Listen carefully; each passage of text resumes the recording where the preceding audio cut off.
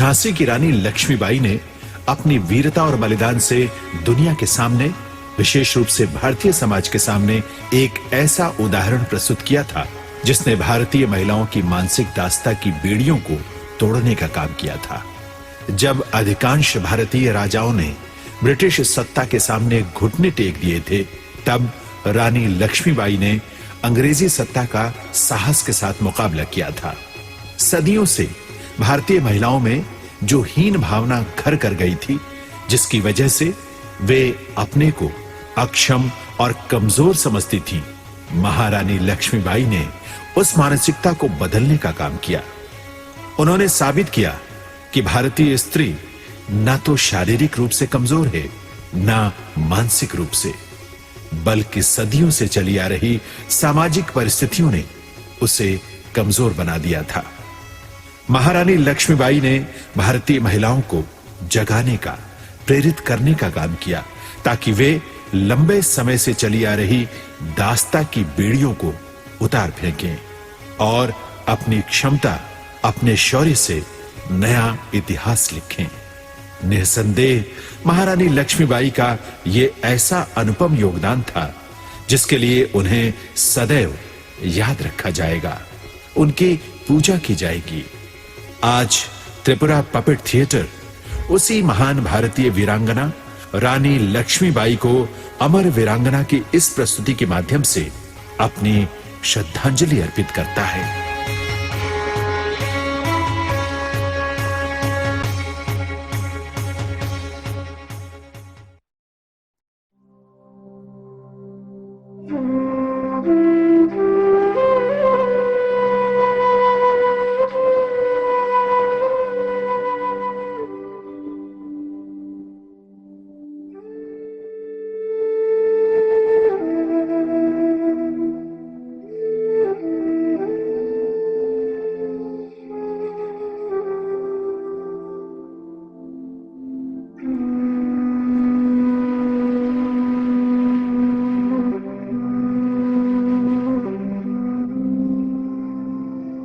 साष्टांग प्रणाम।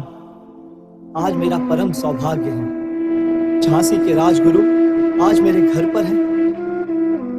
मैंने आपकी बेटी मणिकर्णिका की जन्म कुंडली जैसा प्रतिभाशाली कभी नहीं देखा। भाग्य में लक्ष्मी, ज्ञान में सरस्वती और शक्ति में दुर्गा।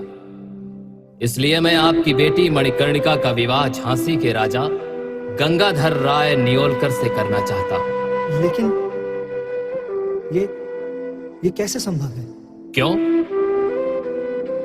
राजा गंगाधर राय लगभग 50 वर्ष के हैं और मेरी मनु केवल 9 वर्ष की है। ये शादी धर्म के खिलाफ होगी राजगुरु।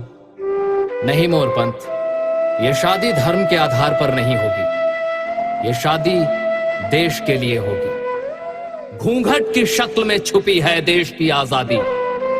आप देखेंगे कि कैसे हाथ पर चूड़ियों का बजना तलवार की आवाज में बदल जाएगा। देश का हर बच्चा तब तक संघर्ष करता रहेगा जब तक देश आजाद नहीं हो जाता। अब बताओ मोरपंथ, आपकी क्या राय है? गुरुजी, मैं एक छोटा राज कर्मचारी हूं। मेरी पुत्री मनु झांसी की रानी होगी। ये मेरा परम सौभाग्य होगा। शंख बजाओ, ढोल बजाओ।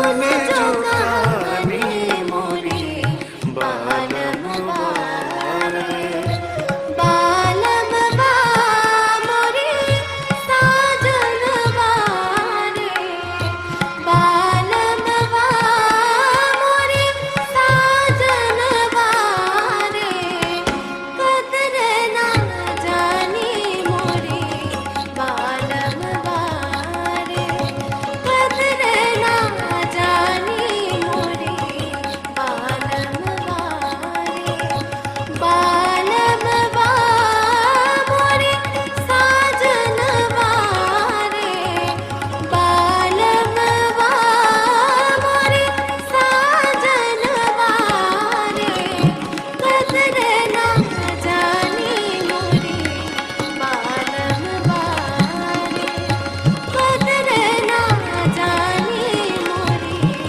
बालम वारे, कदर ना जानी मोरी बालम वारे।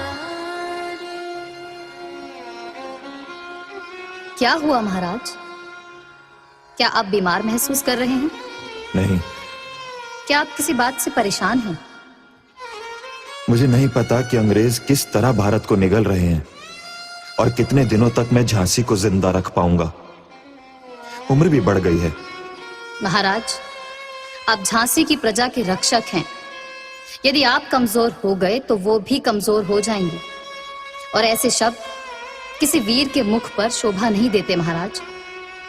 तुम नहीं समझोगी रानी, तुम नहीं समझोगी।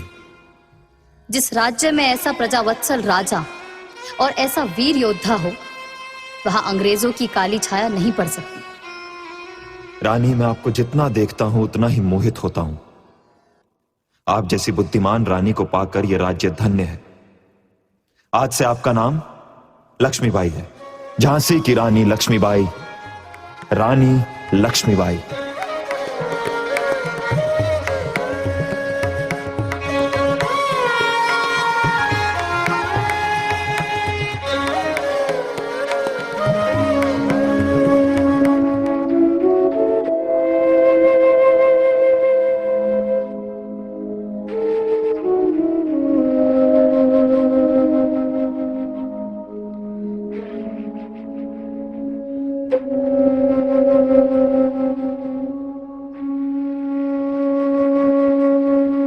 राजा गंगाधर और रानी लक्ष्मीबाई के घर एक पुत्र का जन्म हुआ।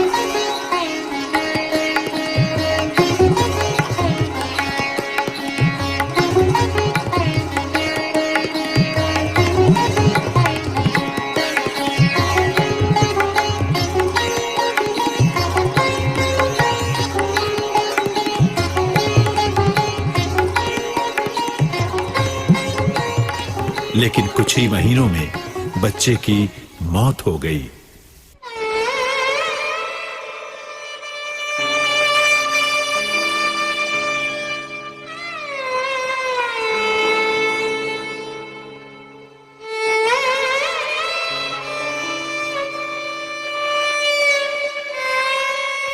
राजा गंगाधर बीमार पड़ गए।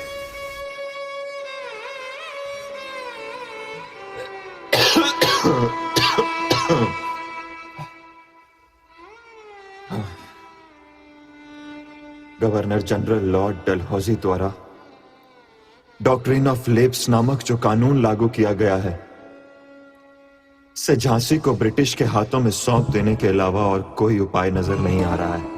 क्यों महाराज? इस नियम के अनुसार भारत के जिन राजाओं के बच्चे नहीं होंगे, उनकी मृत्यु के बाद वे राज्य ब्रिटिश शासन के अधीन आ जाएंगे। इसका क्या मतलब है? यानी मेरी मौत के बाद हमारी झांसी अंग्रेजों के अधीन हो जाएगी और आप सब नहीं नहीं, मैं ऐसा नहीं होने दूंगी। ये हमारा राज्य है। अंग्रेज हम पर क्यों राज करेंगे? क्या करोगे? हमारे कुछ भारतीय राजाओं ने पहले ही उनके सामने आत्मसमर्पण कर दिया है। जैसे भी हो, हमें कोई उपाय निकालना ही पड़ेगा महाराज।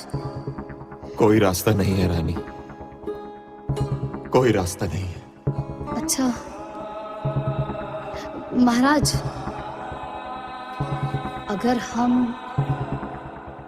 हम एक पुत्र गोद ले लेते हैं तो। रानी, हाँ महाराज, झांसी की रक्षा करने के लिए हमें एक पुत्र संतान चाहिए, चाहे वो एक गोद लिया हुआ पुत्र ही क्यों ना होगा तो वो हमारा ही पुत्र।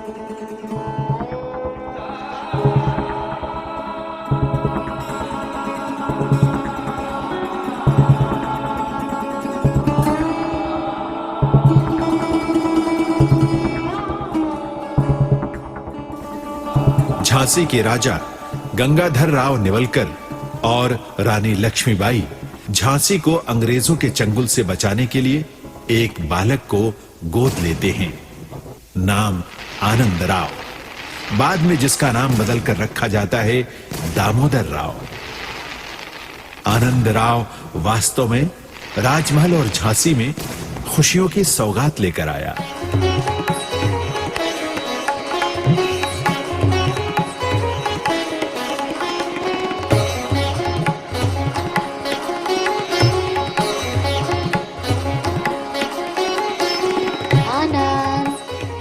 आनंद, बेटा इधर आओ। आनंद, आनंद ऐसा मत करो, इधर आओ आनंद। आनंद, आनंद इधर आओ ना बेटा। आनंद, आनंद कहाँ चला गया? आनंद इधर आओ। लेकिन ये खुशी ज्यादा देर तक टिक नहीं पाई। बाद में राजा गंगाधर राव की तबीयत और खराब हो गई।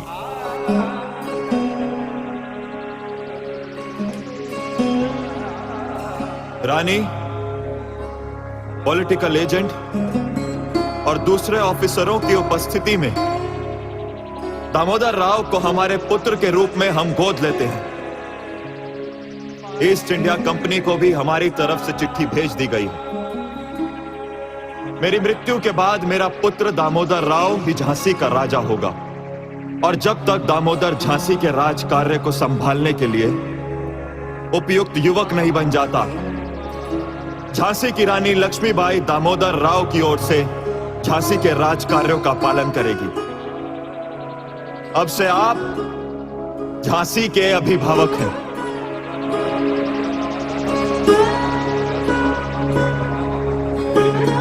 मेरा पुत्र दामोदर राव झांसी का राजा होगा।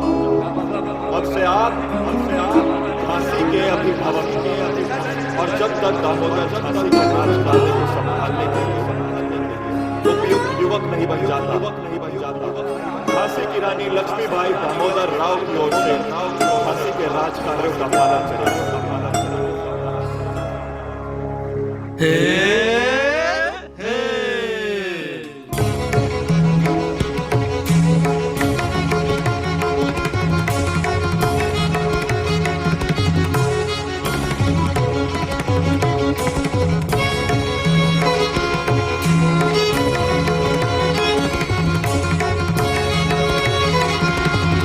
आइए मंत्री जी, कॉल्विन साहब की ओर से कोई उत्तर आया?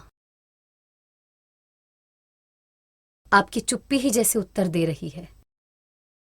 फिर भी कहिए। रानी मां, राजकुमार दामोदर राव के उपनयन के लिए आपने जो 1 लाख रुपए मांगकर भेजे थे, लेफ्टिनेंट गवर्नर कॉल्विन ने वो निवेदन अस्वीकार कर दिया है। कारण? उन्होंने लिखा है, धार्मिक अनुष्ठान के व्यय के लिए इतनी राशि अत्यधिक है और ये धन सुरक्षित रखा गया धन है, ट्रस्ट मनी। ये धन बालक दामोदर राव का अधिकार है। यदि इस धन में से अभी खर्च किया गया तो दामोदर के प्रति विश्वास भंग होगा। विश्वास भंग? जी रानी मां, पत्र में यही लिखा है। जिस बालक से उसके राज्य का अधिकार छीन लिया गया, उसके प्रति विश्वास रहा। जिस बालक को उसके पिता के सिंहासन से दूर रखा गया, उसके प्रति विश्वास रहा। और आज उसके उपनयन के लिए उसका अपना सुरक्षित धन मांगने पर वही विश्वास भंग है। रानी मां, मैं क्या उत्तर दूं? लेफ्टिनेंट गवर्नर कॉल्विन को सूचित कर दीजिए, यदि भविष्य में कभी दामोदर राव इस 1 लाख रुपए के विषय में प्रश्न उठाएं तो यहाँ 5 सम्मानित व्यक्तियों के नाम दिए जा रहे हैं। वे जमानतदार के रूप में प्रतिज्ञा कर रहे हैं। आवश्यकता पड़ने पर वे दामोदर राव को वो 1 लाख रुपए लौटा देंगे। जी रानी माँ। और यह भी लिखिए, यह उपनयन कोई विलासिता नहीं है। यह राज परिवार के धर्म, संस्कार, सम्मान और उत्तराधिकार का चिन्ह है। मैं अभी व्यवस्था करता हूँ। जाइए, लेकिन याद रखिए मंत्री जी, कंपनी हमारा राज्य छीन सकती है, हमारे संस्कार नहीं। हमारा कोषागार रोक सकती है, हमारी मर्यादा नहीं।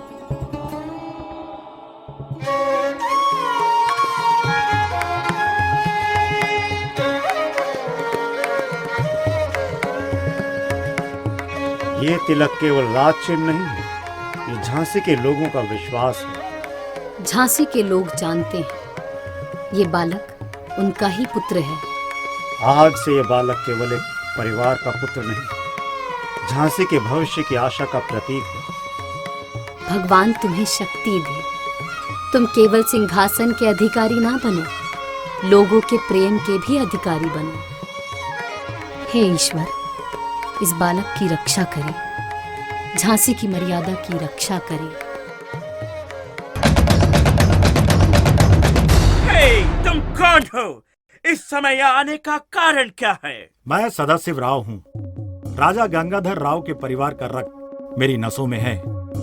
आज झांसी में जो आयोजन हो रहा है वो अन्याय है। अन्याय? झांसी के राजमहल में धार्मिक अनुष्ठान चल रहा है, उसमें हस्तक्षेप करने का कोई कारण मुझे दिखाई नहीं देता।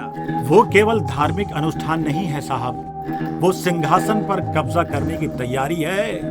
एक दत्तक पुत्र को सामने बिठाकर झांसी के वास्तविक उत्तराधिकारी को छिपाया जा रहा है। दत्तक पुत्र का अधिकार इस देश की रीति में अस्वाभाविक नहीं है। रानी लक्ष्मी भाई राज दरबार का मान्य चेहरा है। हम बिना कारण झांसी के भीतर अशांति नहीं चाहते। अशांति तो हो चुकी है साहब, केवल बाहर से देखने पर वो समझ नहीं आएगी। ओह, तुम्हारी बात भावुकता जैसी लगती है, लेकिन राज्य चलाने के लिए भावुकता नहीं, प्रमाण चाहिए। क्या तुम्हारे पास प्रमाण है? प्रमाण रक्त में है। मैं राज परिवार का अपना हूँ। मेरा अधिकार जन्म का अधिकार है, और उस बालक का अधिकार केवल दत्तक, केवल आयोजन, केवल सजाई हुई स्वीकृति। तुम्हारा आरोप मैंने सुन लिया, लेकिन केवल आरोप के आधार पर हम राजमहल का अनुष्ठान बंद नहीं कर सकते। आप कर सकते हैं। आपके एक आदेश से आज का तिलक रुक सकता है। यदि मैं आपको एक ऐसी बात बताऊं जिसे सुनकर आप समझेंगे कि ये अनुष्ठान बंद करना केवल मेरे लाभ के लिए नहीं, आपके लिए भी आवश्यक है।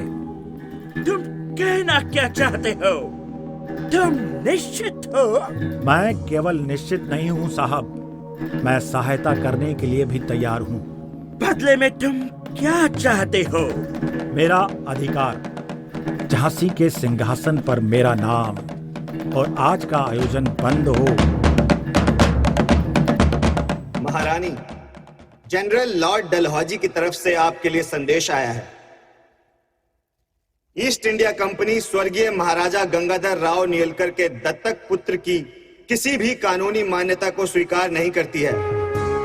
क्योंकि महाराजा के अपने कोई पुत्र नहीं थे, इसलिए उनकी मृत्यु के बाद झांसी को ब्रिटिश साम्राज्य में शामिल कर लिया गया था। रानी को तुरंत महल छोड़कर झांसी में एक दूरस्थ स्थान पर जाने के लिए कहा जा रहा है, और गुजारा भत्ता के रूप में प्रति माह 5,000 रुपए दिए जाएंगे। नहीं, ऐसा नहीं हो सकता। मैं अपनी झांसी किसी को कतई नहीं दूंगी। रानी लक्ष्मीबाई ने झांसी को अंग्रेजों से बचाने के लिए कानूनी साधनों का इस्तेमाल किया।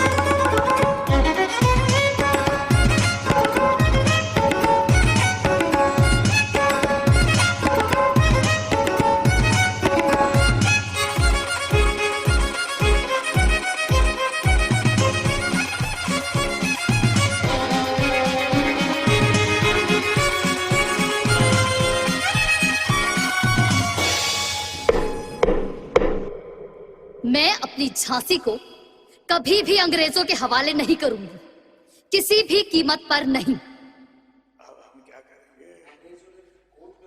अब क्या होगा हमारा क्या होगा हमारा झांसी तो ले गया, क्या होगा हमारा झांसी का क्या होगा?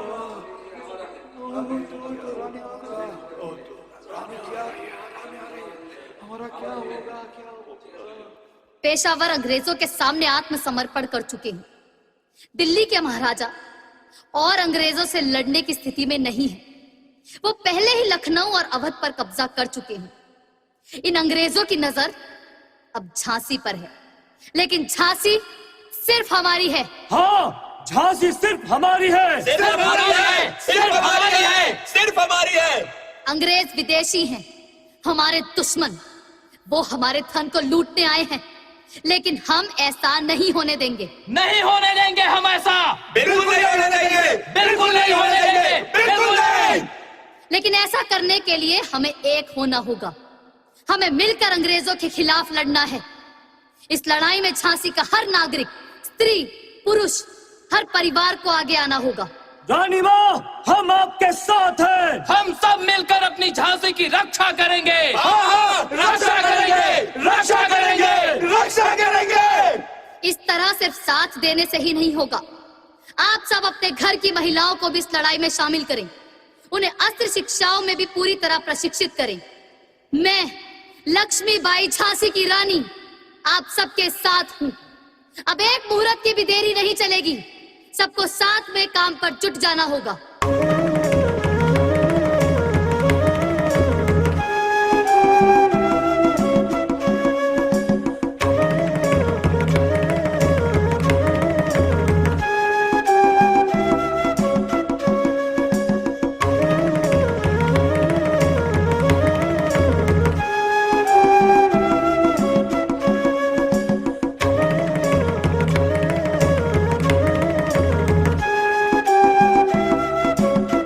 5 जून 1857 झांसी शहर के बाहर कंपनी की सैनिक छावनी। वहां देशी सिपाही अंग्रेज अधिकारियों के अधीन रहते थे। उसी छावनी के भीतर था अस्त्र, तोपें और कोषागार का स्थान। उस दिन पहली आग वहीं भड़की। दुर्ग को घेर लिया गया है रानी माँ। दुर्ग में कौन कौन है? कंपनी के लोग, कैप्टन स्कीन, अंग्रेज अधिकारी, क्लर्क, सैनिक और उनके परिवार। परिवार से तुम्हारा क्या मतलब है? मेम साहब, बच्चे जो अंग्रेज घरानों के लोग हैं। तो केवल सैनिक नहीं? नहीं, लेकिन वे सभी कंपनी के आश्रित हैं। आज यदि वे बच गए तो कल ही झांसी पर आक्रमण करेंगे। अंग्रेज का अर्थ ही शत्रु है। बच्चा भी शत्रु, आत्मसमर्पण किया हुआ बंदी भी शत्रु, स्त्री भी शत्रु। उन्होंने भी तो हम पर दया नहीं की। उनका अन्याय हमारा विवेक नहीं छीन सकता। ये आवाजें कहां से आ रही हैं? दुर्ग से। वे बाहर निकले हैं। स्वयं निकले हैं या निकाले गए हैं? उन्होंने आत्मसमर्पण किया है। उनसे कहा गया है दुर्ग छोड़ने पर उनके प्राण बचा लिए जाएंगे। तो उन्हें सुरक्षित जाने दीजिए। उन्हें झोकन बाग ले जाया जा रहा है। क्यों? क्योंकि यदि उन्हें छोड़ दिया गया तो वे अंग्रेज सेना को बुला लेंगे और सिपाही कह रहे हैं आज दया दिखाने पर वे कल ही झांसी पर हमला करेंगे। नहीं, दया और दुर्बलता एक नहीं है। आत्मसमर्पण कर चुके लोगों की हत्या करने से झांसी का भला नहीं होगा, झांसी की आत्मा घायल होगी। सिपाही कह रहे हैं यदि वे जीवित रहे तो झांसी को बचाया नहीं जा सकेगा। क्या झांसी इतनी दुर्बल है कि बंदियों के रक्त के बिना जीवित नहीं रह सकती? सिपाही भयभीत है रानी माँ। वे कह रहे हैं कि अंग्रेज फिर लौटेंगे, तब किसी के प्राण नहीं बचेंगे। दक्षिणी फाटक पर लोग भेजिए। दुर्ग के बाहर किसी को आगे बढ़ने मत दीजिए। बंदियों को सुरक्षित रखिए। यदि न्याय चाहिए तो खुला न्याय होगा, भीड़ के हाथों नहीं। जाइए, रोकिए, जैसा भी हो इन्हें बचाइए। देर मत कीजिए, जाइए। सूबेदार, सूबेदार, सूबेदार। सूबेदार यहाँ नहीं है। रानी माँ, बाहर आग लगी है। आपको यदि कुछ हो गया तो झांसी समाप्त हो जाएगी। यदि मेरे नाम से अन्याय हो तो मेरे जीवित रहने का क्या लाभ? जो होना था हो गया। नहीं, आज जो हुआ वो होना नहीं था। वो बच्चा जो राजनीति नहीं जानता था, वो क्यों मरा? वो स्त्री जिसने युद्ध का मानचित्र नहीं बनाया था, वो क्यों मरी? वो बंदी जिसने आत्मसमर्पण किया था, वो क्यों मरा? सिपाही डर गए थे। युद्ध करूंगी सैनिक से, तोप के सामने तोप, तलवार के सामने तलवार, बंदी पर नहीं, बच्चे पर नहीं, असहाय पर नहीं। युद्ध से पहले विवेक, स्वतंत्रता से पहले अनुशासन। आज झांसी केवल विद्रोही नहीं बनी, आज झांसी के सीने पर भी घाव लगा है।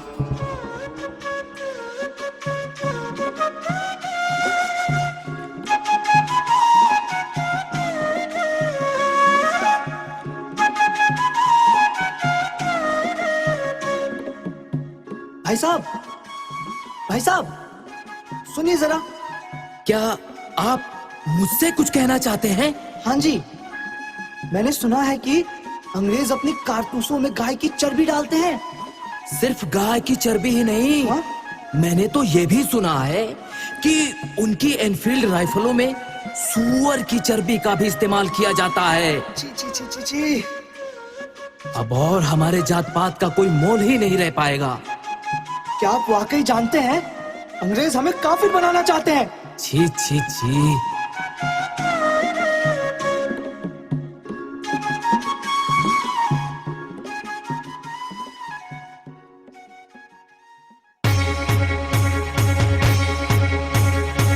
मैं आपको एक महत्वपूर्ण समाचार सुनाने आया हूँ महारानी। बताइए मंत्री जी। सिपाहियों ने अंग्रेजों के खिलाफ विद्रोह शुरू कर दिया है। ये आप क्या कह रहे हैं? हाँ, क्योंकि अंग्रेजों ने अपने कारतूसों में गाय और सूअर की चर्बी का इस्तेमाल किया था। सिपाहियों ने इस मसले को अच्छी तरह से नहीं लिया।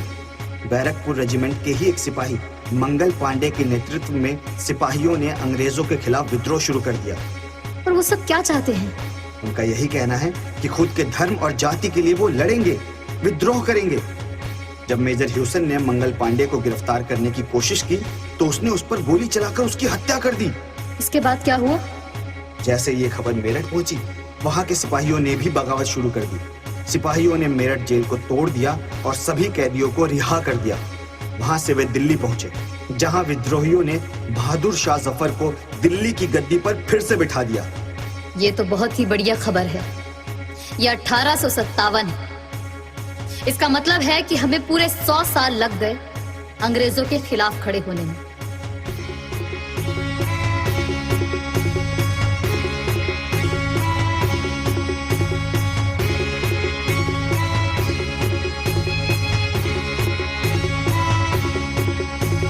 सिंहासन हिल उठे राजवंशों ने भ्रुकुटी तानी थी, बूढ़े भारत में आई फिर से नई जवानी थी। सिंहासन हिल उठे राजवंशों ने भ्रुकुटी तानी थी, बूढ़े भारत में आई फिर से नई जवानी थी। गुमी हुई आजादी की कीमत सबने पहचानी थी, दूर फिरंगी को करने की सबने मन में ठानी थी, दूर फिरंगी को करने की सबने मन में ठानी थी। चमक उठी सन 57 में ये तलवार पुरानी थी, बुंदेले हर बोलो के मुंह हमने सुनी कहानी थी, बुंदेले हर बोलो के मुंह हमने सुनी कहानी थी। खूब लड़ी मर्दानी वो, खूब लड़ी मर्दानी वो तो झांसी वाली रानी थी, झांसी वाली रानी थी, झांसी वाली रानी थी, झांसी वाली रानी थी, झांसी वाली रानी थी। कानपुर के नाना के मुंह बोली बहन छबीली थी, लक्ष्मीबाई नाम पिता के वो संतान अकेली थी, लक्ष्मीबाई नाम पिता के वो संतान अकेली थी। नाना के संग पढ़ती थी वो, नाना के संग खेली थी, पर्ची ढाल कृपान कटारी उसकी यही सहेली थी, पर्ची ढाल कृपान कटारी उसकी यही सहेली थी। वीर शिवाजी की गाथाएं उसकी याद जबानी थी, बुंदेले हर बोलो के मुंह हमने सुनी कहानी थी, बुंदेले हर बोलो के मुंह हमने सुनी कहानी थी। मर्दानी वो, खूब लड़ी मर्दानी वो तो झांसी वाली रानी थी, झांसी वाली रानी थी, झांसी वाली रानी थी, झांसी वाली रानी थी, झांसी वाली रानी थी, झांसी वाली रानी थी, झांसी वाली रानी थी, झांसी वाली रानी थी। झांसी की कमान संभालने के बाद लक्ष्मीबाई खुद को एक योग्य शासक के रूप में साबित करने लगी। उन्होंने सख्त अनुशासन के साथ आंतरिक सुरक्षा को बनाए रखते हुए कृषि और विभिन्न विकास गतिविधियों को जारी रखा।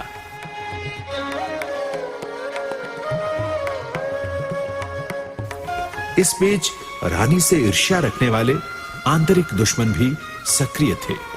जब गंगाधर राव के रिश्तेदार सदाशिव राव ने झांसी पर आधिपत्य की मांग की तो रानी लक्ष्मीबाई ने बहुत ही मजबूती के साथ उसका दमन किया।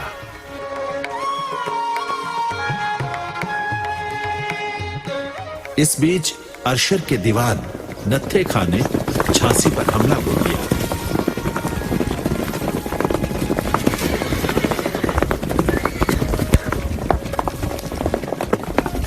दो दिन की भीषण लड़ाई के बाद नत्थे खान को भागने के लिए मजबूर होना पड़ा। अंग्रेजों को खबर मिली कि 1857 के विद्रोह में महारानी लक्ष्मीबाई की भी महत्वपूर्ण भूमिका थी। लक्ष्मीबाई ने अंग्रेजों के खिलाफ युद्ध छेड़ने के लिए पेशवा बाजीराव की भी मदद मांगी। बाजीराव ने तात्या टोपे को भेजा। 1857 के विद्रोह में तात्या टोपे की वीरता के बारे में जानकर लक्ष्मीबाई ने तात्या टोपे से गोपनीय तरीके से बातचीत की। झांसी को बचाने के लिए लक्ष्मीबाई 20,000 सैनिकों के साथ झांसी पहुंचे। हालांकि वे प्रशिक्षित ब्रिटिश सैनिकों से लड़ने के काबिल नहीं थे, लेकिन फिर भी सर ह्यूरोज द्वारा झांसी के किले पर कब्जा करने के मंसूबे को वे रोकने में सफल रहे। महारानी, तात्या टोपे आए हैं। उन्हें सम्मान के साथ ले आओ। आज समय का प्रत्येक क्षण हमारे लिए मूल्यवान है। रानी साहिबा, झांसी के आकाश में आज संकट की छाया और भी घनी हो गई है। अंग्रेज सेना चारों ओर से दुर्ग की ओर बढ़ रही है। मैं जानती हूं तात्या, लेकिन झांसी केवल एक राज्य नहीं, ये हमारा आत्मसम्मान है। जिस मिट्टी में मेरा पुत्र बड़ा होगा, उस मिट्टी को मैं दास्ता के आगे नहीं छोड़ूंगी। आपका साहस ही आज झांसी की सबसे बड़ी शक्ति है, लेकिन युद्ध केवल संयम और साहस से नहीं जीता जाता। रानी साहिबा, युद्ध के लिए रणनीति आवश्यक है। मेरा प्रस्ताव है, दक्षिणी फाटक पर हम शत्रु की प्रगति को रोकेंगे और उत्तर दिशा से अचानक प्रहार करेंगे तो अंग्रेज सेना अवश्य भ्रमित हो जाएगी। योजना उचित है। दुर्ग के भीतर रक्षा महिला सेना संभाल लेगी, पुरुष सैनिक बाहर से घुड़सवार आक्रमण करेंगे। लेकिन एक बात सबके मन में गहराई से बैठा देनी होगी, झांसी की धरती पर खड़े होकर कोई नहीं डरेगा, कोई पीछे नहीं हटेगा। रानी साहिबा, समस्त भारत का विद्रोह आज आपके नेतृत्व की ओर देख रहा है। स्वतंत्रता की आग को केवल एक दुर्ग की प्राचीरों के भीतर बंद मत रखें। झांसी घायल हो सकती है, कालपी संकट में पड़ सकती है, ग्वालियर भी एक दिन युद्ध भूमि बन सकता है, लेकिन आपका नेतृत्व यदि जीवित रहा तो इस संघर्ष की लौ कभी नहीं बुझेगी। मेरा हृदय इस झांसी से बंधा है तात्या। ये दुर्ग, ये प्राचीरें, ये लोग सब मेरे अपने हैं। मेरी प्रजा आज मेरे चेहरे की ओर देख रही है। यदि मैं विचलित हुई तो उनका साहस टूट जाएगा। और इसी कारण आपको और अधिक दृढ़ होना होगा। आज आप केवल झांसी की रानी नहीं, केवल एक पुत्र की माता नहीं, आप आज पराधीन भारत के प्रतिरोध का प्रतीक हैं। आपका जीवित रहना हजारों लोगों के मन में आशा का दीप जलाए रखना है। प्रतीक बनने से पहले लोगों का विश्वास अर्जित करना पड़ता है। मैं चाहती हूँ कि मेरी प्रजा देखे, उनकी रानी ने भय को स्वीकार नहीं किया, पराजय को भाग्य मानकर नहीं माना। जब तक मेरी उपस्थिति उनके हृदय में साहस जगाती है, तब तक मैं ये दुर्ग छोड़कर नहीं जाऊंगी। तब आदेश दीजिए रानी साहिबा, हम प्राण की अंतिम बूंद तक युद्ध करेंगे। नहीं तात्या, आज हम अंत की बात नहीं करेंगे, नए संकल्प की बात करेंगे। ये युद्ध केवल झांसी के सिंहासन के लिए नहीं है, ये युद्ध उस दिन के लिए है जब हमारी आने वाली पीढ़ी सिर ऊंचा करके कहेगी कि वे पराधीनता की संतान नहीं, स्वतंत्रता की उत्तराधिकारी है। झांसी की जय हो, झांसी की जय हो, झांसी की रानी लक्ष्मीबाई की जय हो, जय हो, झांसी की रानी लक्ष्मीबाई की जय हो, झांसी की रानी लक्ष्मीबाई की जय हो, झांसी की रानी लक्ष्मीबाई की जय हो। झांसी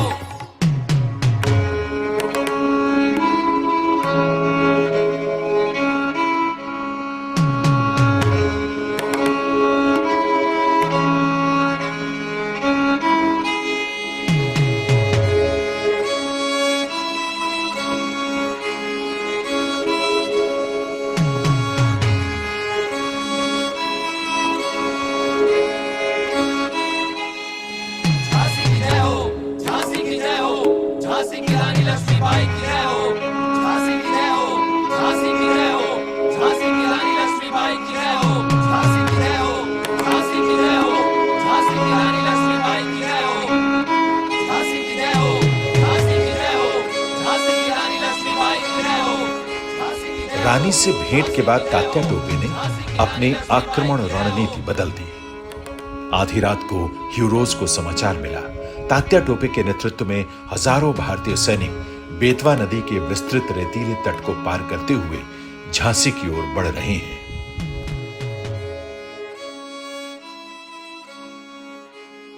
तात्या टोपे, तुम सीधे युद्ध करने नहीं आए हो, झांसी की घेराबंदी तोड़ने आए हो। रानी भीतर है, तुम बाहर। यदि ये दोनों आग एक हो गई तो हमारा शिविर फंस जाएगा। बेतवा की ओर से समाचार आया है। तात्या टोपे की अग्रिम सेना नदी की विस्तृत रेतीले किनारे को पार कर आगे बढ़ रही है। राजपुर नाले की दिशा में भी उनकी गतिविधि देखी गई है। बेतवा, राजपुर नाला, तो तात्या ने रास्ता बदल दिया है। नहीं, उसे रानी से मिलने नहीं दिया जा सकता। एक और सेना 3 मील दूर प्रतीक्षा कर रही है। तात्या टोपे स्वयं उस सेना का नेतृत्व कर रहे हैं। वे हाथी पर सवार हैं, पेशवा का ध्वज लेकर युद्ध भूमि की ओर बढ़ रहे हैं। हाथी पर सवार पेशवा का ध्वज, ये केवल सैनिक नहीं लाया, ये विद्रोह का प्रतीक लेकर आया है। युद्ध भूमि में प्रतीक कभी कभी तोप से भी अधिक भयावह होता है। सुबह की रोशनी में शत्रु सेना साफ दिखाई दे रही है। बांदा के नवाब शाहगढ़ और बानपुर के राजा के ध्वज दिखाई दे रहे हैं। ग्वालियर की विद्रोही सिपाही भी उनके साथ हैं। पर जितने अधिक ध्वज उतनी ही अधिक कमजोरी। क्या एक ही आदेश पर सब एक साथ चलेंगे? आघात वहीं करना होगा। भारतीय तोपें गरज उठी हैं। खाइयों, नालों और रेतीले तटों पर हर जगह भीषण लड़ाई चल रही है। कहीं कहीं हाथापाई तक शुरू हो गई है। बीच से नहीं, दाएं और बाएं मोर्चे को तोड़ना होगा। घुड़सवारों को तैयार रखो, तोपों को स्थिर रखो। नो, जल्दबाजी नहीं, सही जगह पर प्रहार। तात्या टोपे की पहली सेना पीछे हट रही है। पीछे हटते हुए भी उनके गोलंदाज बार बार गोले दाग रहे हैं।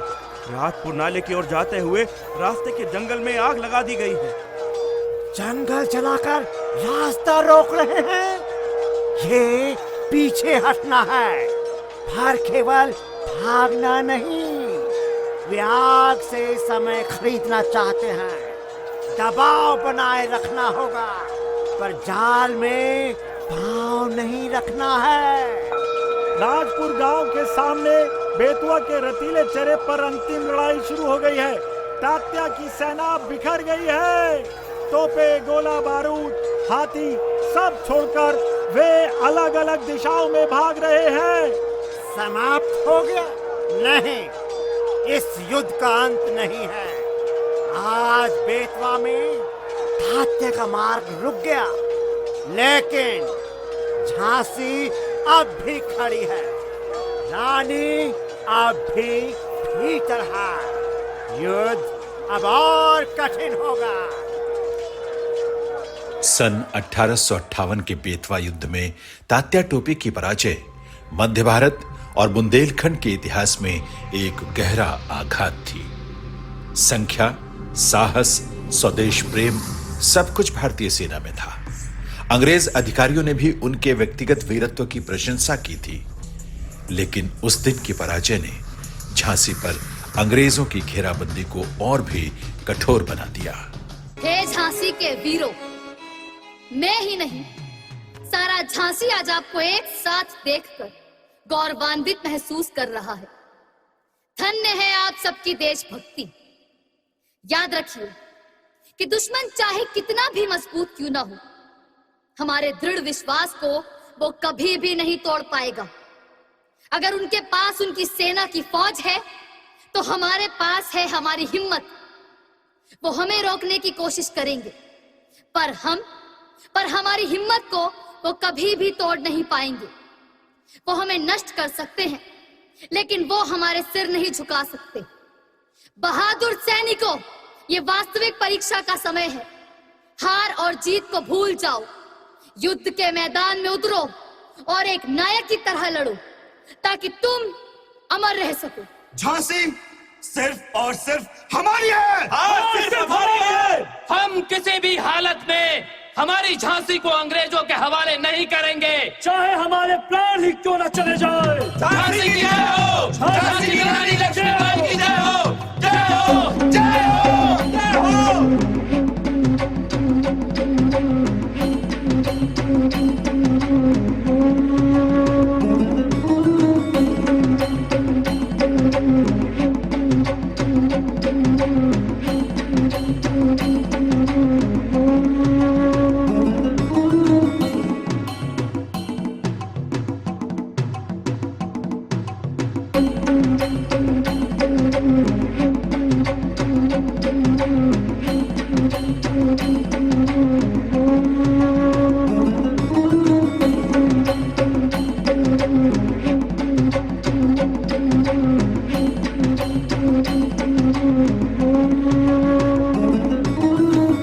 मार्च 1858।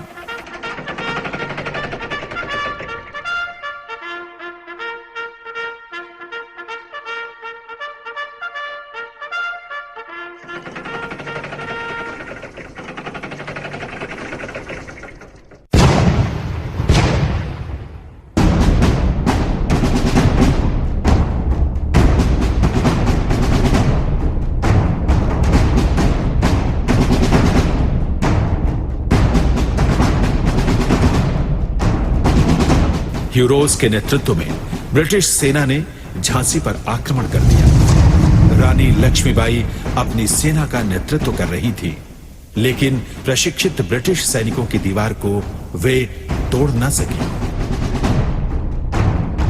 29 मार्च दिन भर तोपों, गोलों, आग और धुएं के बाद झांसी के आकाश में संध्या उतर आई है। युद्ध क्षेत्र से अभी तक कोई दूत नहीं लौटा, लेकिन हर समाचार मनुष्यों के मुंह से नहीं आता। कभी कभी समाचार एक थके हुए घोड़े की टापों की आवाज से भी आता है। ये टापू की आवाज, ये विजय संदेश लाने वाले घोड़ों की आवाज नहीं है। ये जैसे युद्ध क्षेत्र से कोई गहरा दुखद समाचार लेकर आ रही है।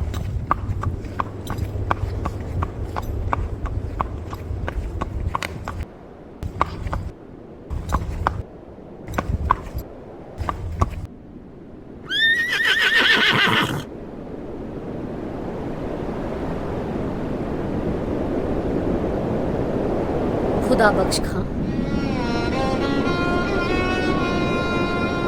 सैयर गेट से लौटे हो तुम, या सैयर गेट तुम्हें अब छोड़ना नहीं चाहता था?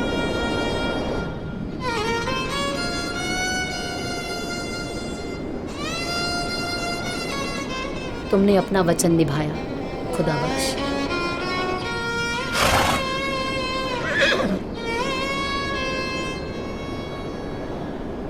रानी माँ, मंत्री जी, आप कहाँ से आ रही हैं? शंकर मंदिर की ओर की तोप चौकी से रानी माँ। गोलंदाजों की स्थिति देखने गया था। वहाँ भयावह समाचार है। अब और कौन सा समाचार शेष है मंत्री जी? खुदा बख्श तो लौट आए हैं इस रूप में। खुदा बख्श खां? तो सैयर गेट का समाचार भी सत्य है। कहिए, शंकर मंदिर की तोप चौकी पर क्या हुआ? गुलाम गौस खां, उनके सीने में गोली लगी है रानी माँ। वे मरणासन हैं। सैनिक उन्हें संभाले हुए हैं। गुलाम गौस खां? जी रानी माँ, सुबह से वे अंग्रेजों की तोप चौकी पर अचूक गोले बरसा रहे थे। शत्रु पक्ष की तोपें कई बार शांत हो गई थी। सैनिकों के मुंह पर तब केवल उनका नाम था, गुलाम गौस खां। लेकिन अंतिम दौर की गोलाबारी के बीच शत्रु की गोली आकर उनके सीने में लगी। आज ही तो उनकी तोप चलाने की कुशलता की प्रशंसा में मैंने अपने पैर से चांदी की पायल उतार कर उन्हें पुरस्कार में दी थी। जी रानी माँ, वो पायल अभी भी उनके पास है। सैनिक कह रहे थे, अंतिम क्षण तक उन्होंने तोप के मुंह से अपनी आंखें नहीं हटाई। एक ही दिन गुरु और शिष्य, गुलाम गौस खां और खुदा बख्श खां, झांसी की तोपों के 2 प्राण। रानी माँ, ये समाचार फैल गया तो सैनिकों का मन टूट सकता है। नहीं, हम इस मृत्यु को प्रतिज्ञा में बदल देंगे। जैसी आज्ञा रानी माँ। गुलाम गौस खां को सम्मान के साथ यहाँ लाने की व्यवस्था कीजिए। यदि अभी उनकी सांस चल रही है तो उनकी अंतिम श्वास के समय झांसी उनका हाथ थामे रहे, और यदि वे हमें छोड़कर चले गए हों तो खुदा बख्श खां के पास ही उनके चिर विश्राम की व्यवस्था होगी। गुरु और शिष्य युद्ध में जैसे साथ साथ थे, स्मृति में भी वैसे ही साथ साथ रहेंगे। जी रानी माँ। किले के भीतर ही दोनों की समाधि की व्यवस्था कीजिए। साथ साथ एक सैयर गेट का वीर और दूसरा झांसी की तोपों का प्राण, ताकि हर प्रहरी, हर गोलंदाज, हर मनुष्य याद रखे, ये दुर्ग केवल ईंट पत्थर से नहीं बना। ये दुर्ग खुदा बख्श और गुलाम गौस जैसे वीरों के रक्त, साहस और निष्ठा पर खड़ा है। उस संध्या रानी तक 2 समाचार पहुंचे। एक लौटा थके हुए घोड़े की पीठ पर खुदा बख्श खां के मौन शरीर के रूप में। दूसरा आया मंत्री की आवाज में, गुलाम गौस खां की अंतिम लड़ाई के समाचार के रूप में।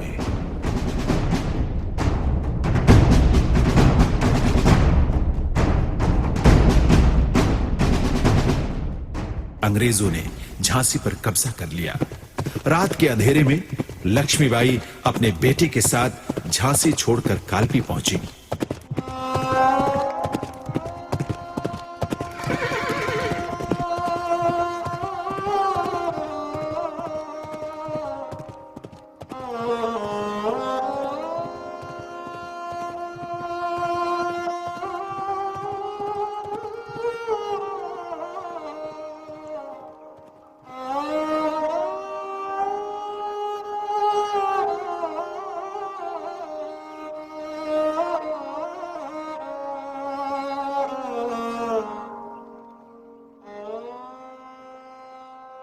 वहां अन्य विद्रोही सेनाएं रानी लक्ष्मीबाई के साथ शामिल हो गईं। ये तलवार मयान में तब तक नहीं जाएगी जब तक हम अपनी वांछित, अपनी प्राण से भी प्यारी मातृभूमि को वापस नहीं पा लेते। मैंने देश की आजादी के लिए खुद को समर्पित कर दिया। मैं शत्रुओं को जलाकर राख करने का वचन देता हूँ। मैं अंग्रेजों पर तूफान की भांति धावा बोलूंगा। मैं देश की संस्कृति और परंपराओं को बिल्कुल भी बर्बाद नहीं होने दूंगा। याद रखिए, आजादी की जंग शुरू हो चुकी है। चलो ग्वालियर, चलो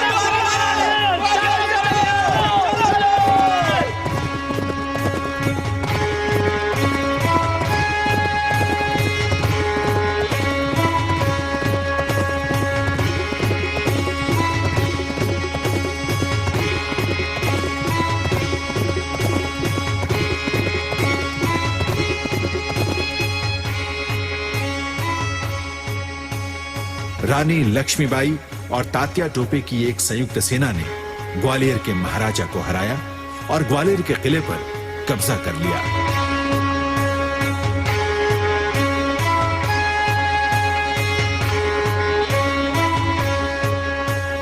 14 जून 1858 को ह्यूरोज ने ब्रिगेडियर स्मिथ को ग्वालियर पर हमला करने का आदेश दिया।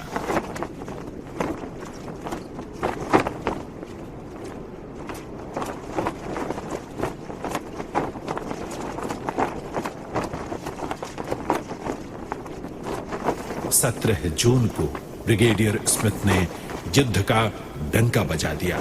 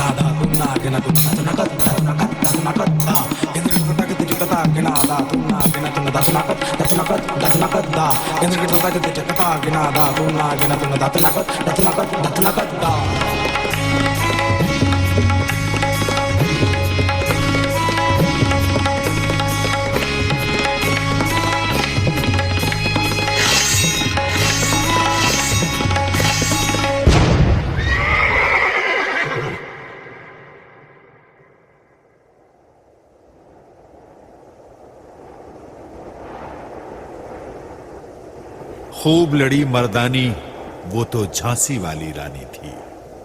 जाओ रानी याद रखेंगे ये कृतज्ञ भारतवासी, ये तेरा बलिदान जगावेगा स्वतंत्रता अविनाशी।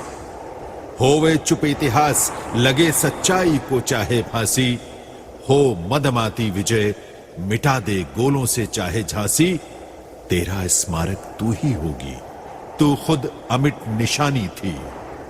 बुंदेले हर बोलों के मुंह हमने सुनी कहानी थी। खूब लड़ी मर्दानी वो तो झांसी वाली रानी थी। खूब लड़ी मर्दानी वो तो झांसी वाली रानी थी।